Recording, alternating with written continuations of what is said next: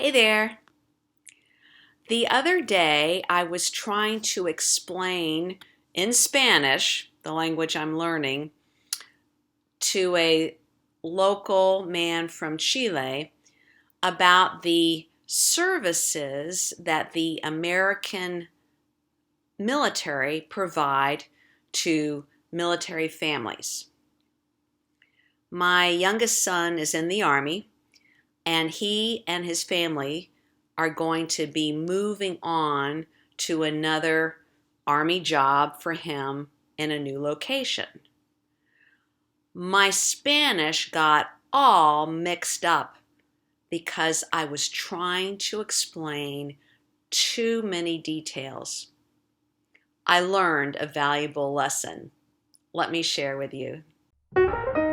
English without fear, where you can learn to speak English naturally through listening to stories.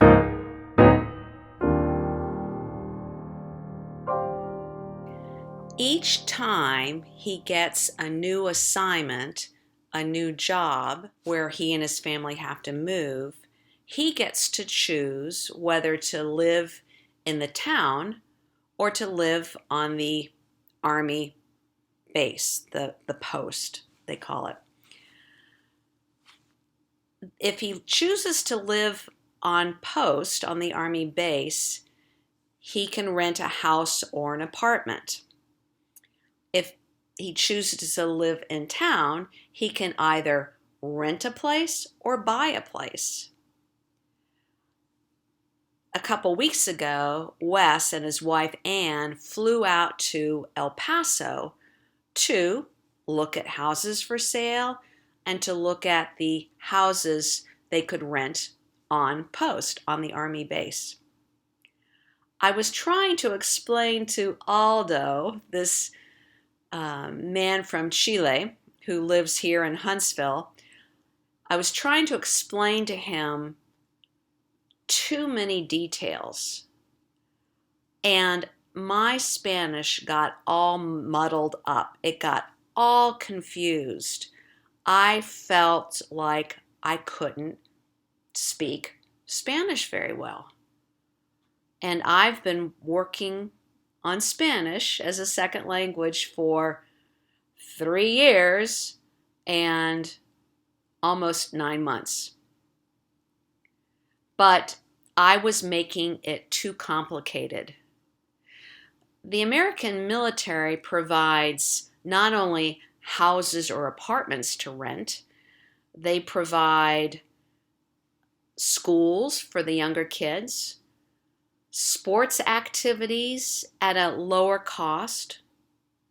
The houses or apartments are cheaper too, and people who live in rented military housing don't have to pay electricity or water or gas.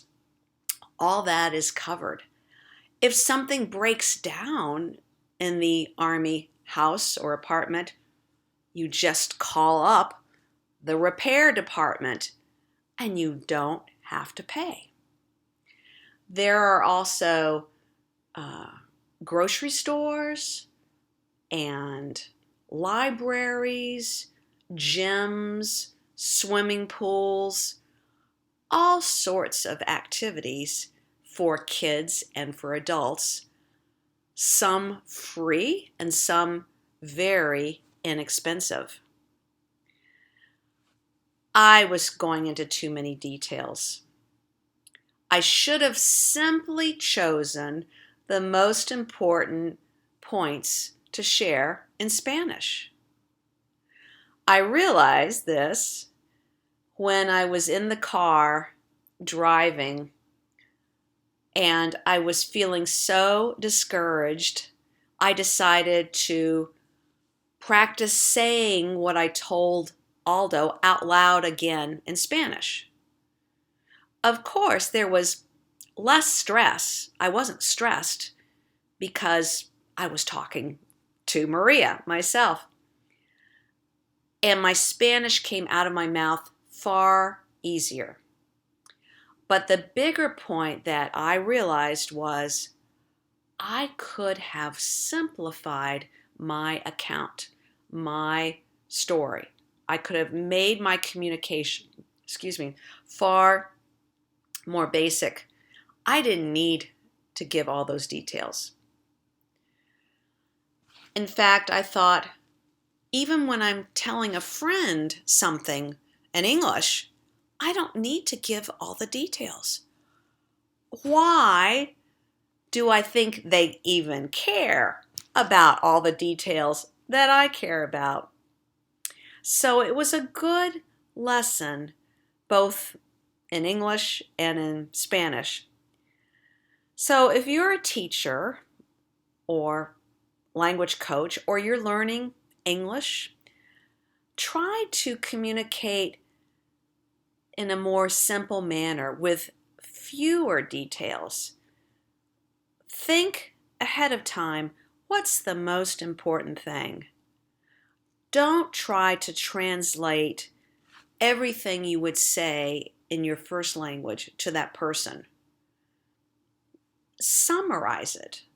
Give the highlights, the most important points, and say it as simply as you can. I think that will help you. I know it's helping me. So that's the lesson I'm learning this week with my Spanish, and I hope it helps you too with your English or you're teaching a language. Well, that's it. This is Maria from English Without Fear. Talk to you next time. Thanks for watching. For questions or comments, here's my email